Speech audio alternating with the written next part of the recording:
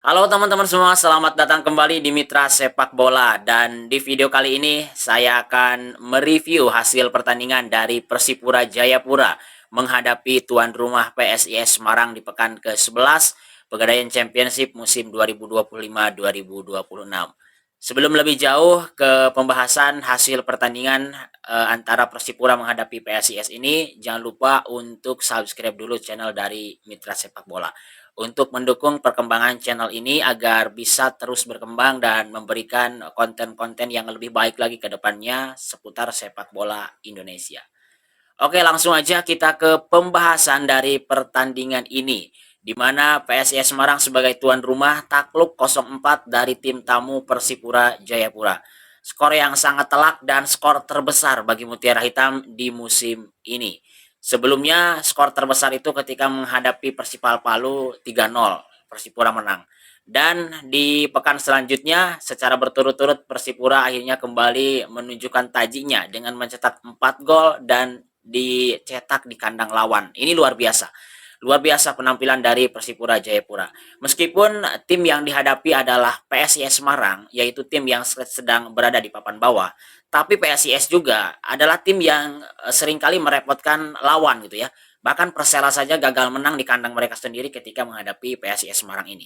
Dan Persipura di pekan ke-11 berhasil cetak 4 gol di kandang PSIS. Ya, ini adalah sebuah pencapaian yang cukup baik. Apalagi dengan kemenangan ini, Persipura Jayapura mengamankan 3 poin, memperlebar jarak dari pesaing di bawahnya yaitu Persela yang selalu sama poinnya dari pekan-pekan sebelumnya. Dan sekarang Persipura punya 23 poin di peringkat ketiga, berjarak 3 poin dengan Persela yang ada di peringkat keempat yaitu 20 poin. Dan Persipura mendekati poin dari Barito Putra yang saat ini punya 25, artinya ada jarak 2 poin. Kemudian untuk jarak ke pemuncak klasemen ada PSS Sleman dengan 26 poin, artinya ada jarak 3 poin dari Persipura. Nah, ini sangat ketat persaingan di grup timur. Ya, di pertandingan menghadapi tuan rumah PSIS Semarang di Stadion Jatidiri ini, Persipura tampil luar biasa sejak menit awal. Bahkan di babak pertama sudah berhasil cetak gol. Nah, ini ada perbedaan dengan pertandingan sebelumnya ya. Ketika menghadapi Persipal Palu, Persipura Jayapura itu berhasil cetak 3 gol di babak pertama tapi gagal cetak gol di babak yang kedua. Nah, di pertandingan ini berhasil cetak gol di babak yang pertama dan juga berhasil cetak gol di babak yang kedua. Jumlah golnya sama, 2 gol di babak pertama dan 2 gol di babak yang kedua. Ini artinya ada peningkatan secara performa, peningkatan secara hasil untuk Mutiara Hitam dari pekan sebelumnya. Di babak pertama cetak 2 gol melalui gol dari Matteo Silva dari sundulan kepala, memanfaatkan umpan Uop Mabin dari tendangan penjuru, dan luar biasa bagaimana Matteo Silva bisa membebaskan diri dari pengawalan para pemain PSIS Semarang, yaitu ada Ivanovic di sana, ada Doni Ibrahim kan ya. Dan luar biasa positioning yang dimiliki oleh Matteo Silva, berhasil menyambut umpan dari Uop Mabin dan mengeksekusinya dengan sundulan kepala ke gawang dari Rizky Darmawan. Nah, setelah gol perdana atau gol pembuka di laga ini dicetak oleh Matteo Silva, dan ini menjadi gol kelimanya bagi Mateus, top skor sementara bagi Mutiara Hitam. Persipura semakin termotivasi lagi untuk mencari gol berikutnya.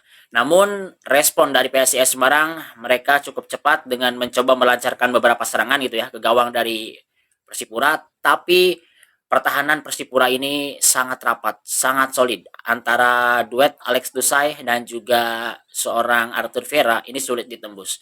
Bahkan lini tengahnya pun begitu rapat untuk menutup jalur passing dari para pemain PSIS Semarang. Sehingga banyak sekali long ball yang menjadi opsi dari para pemain Mahesa Jenar untuk segera menuju ke pertahanan Persipura. Akhirnya dengan long ball yang tidak efektif itu PSIS Semarang mudah kehilangan bola. Dan mereka juga beberapa kali melakukan kesalahan.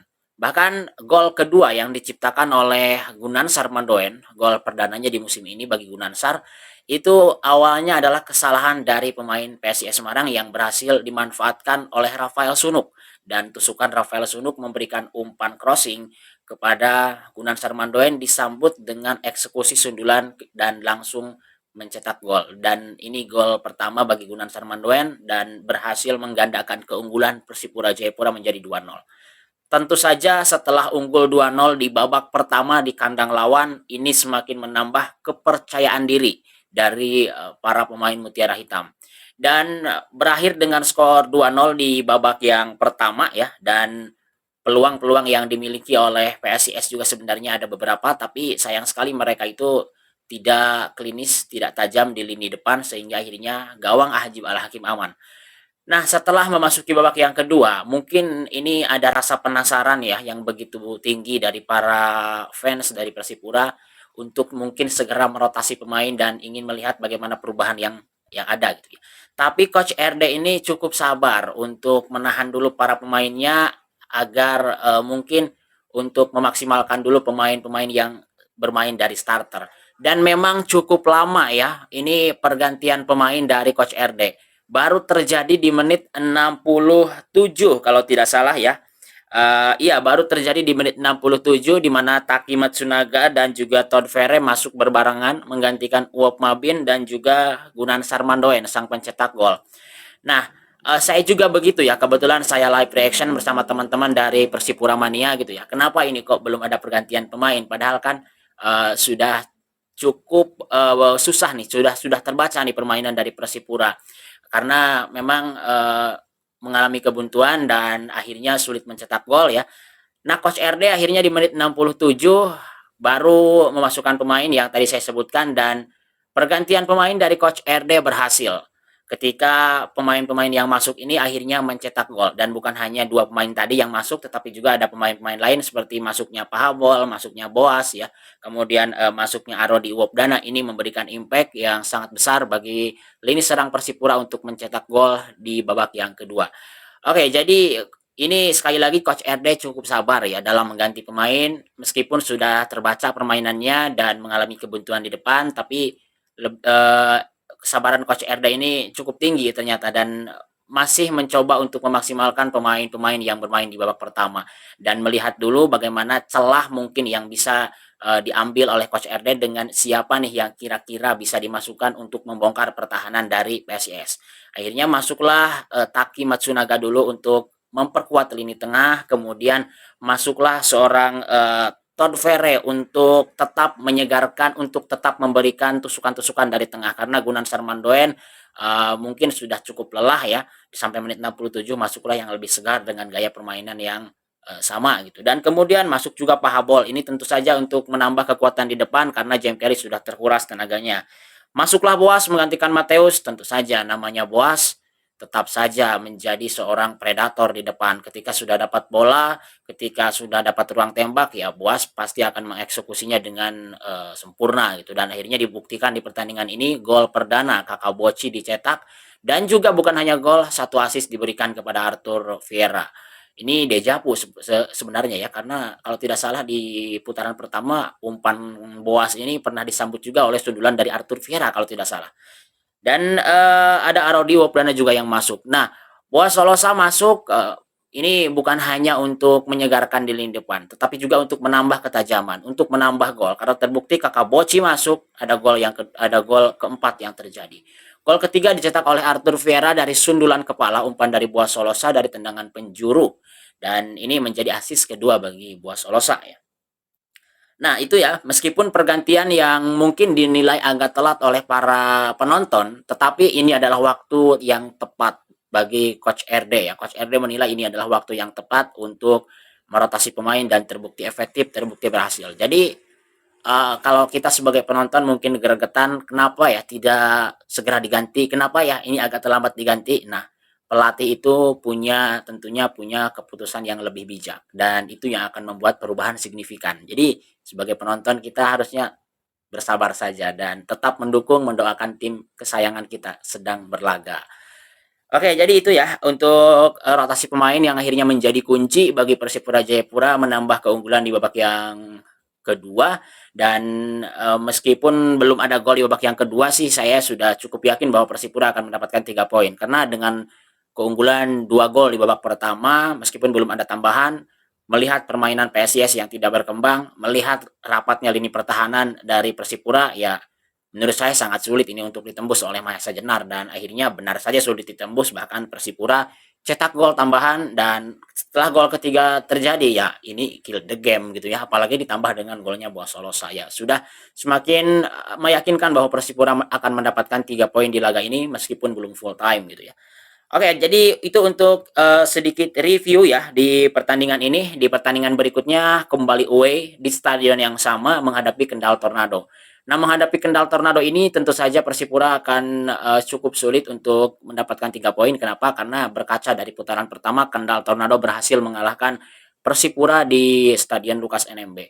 Jadi laga away yang cukup sulit bagi Persipura, tapi lagi-lagi ini kita berbicara bahwa sekarang Persipura bukan Persipura yang di awal musim.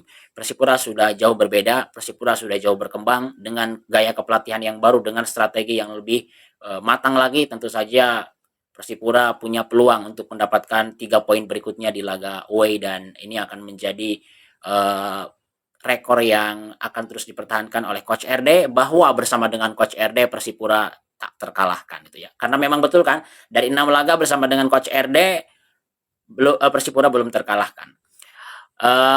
Kemudian mungkin ini ada satu lagi ya pembahasan di hasil pertandingan ini. Nah, ternyata Gunaan Sarmandoen ini benar-benar puzzle yang dibutuhkan oleh Persipura Jayapura ya. Hadirnya kembali Gunaan Sarmandoen setelah cedera yang cukup panjang ini membuat Persipura saat ini bermain luar biasa. Di lini tengah banyak suplai bola ke depan gitu ya. Banyak sekali aksi-aksi dari Gunaan Sarmandoen yang berhasil untuk memecah kebuntuan dari Persipura.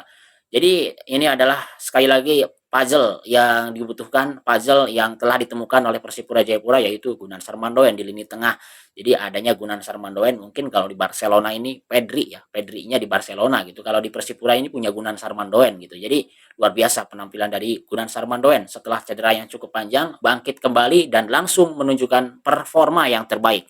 Dan Gunan Sar ini kalau tidak salah debutnya berbarengan dengan Coach RD ya, berarti ketika menghadapi Persiba Balikpapan. Koreksi kalau salah. Statistik Persipura unggul dari segala sisi, tentu saja ball possession unggul, kemudian untuk total tembakan juga cukup banyak dari Persipura dan sangat efektif permainannya, di mana dari 15 tembakan 9 diantaranya on target. Jadi ini sudah semakin baik lini depan dari Persipura Jayapura.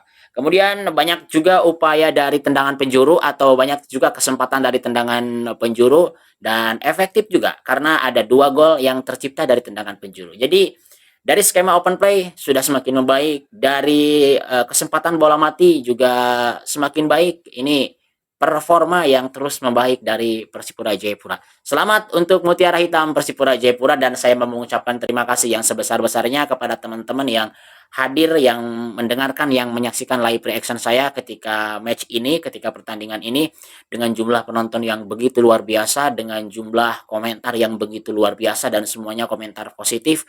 Semoga ini menjadi apa ya, menjadi momen untuk saya bisa memberikan informasi-informasi dalam live reaction berikutnya biar lebih semangat lagi. Sekali lagi terima kasih teman-teman ya. Khususnya untuk Persipura Mania yang banyak sekali hadir dari seluruh Papua gitu ya, dari Papua Pegunungan, Papua Selatan, dari Papua Tengah, dari Papua Barat, dari Papua Barat Daya, dan dari Persipura Mania di seluruh Indonesia. Luar biasa dukungan kalian untuk Persipura, dan akhirnya Persipura berhasil memperbaiki performanya dan terus memberikan hasil-hasil positif.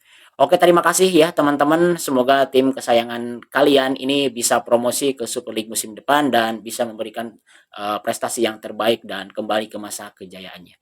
Terima kasih telah menonton. Jangan lupa untuk subscribe, jangan lupa untuk like, dan jangan lupa juga untuk berikan komentar kalian di kolom komentar. Semoga kita sehat selalu dan kita berjumpa lagi di video berikutnya.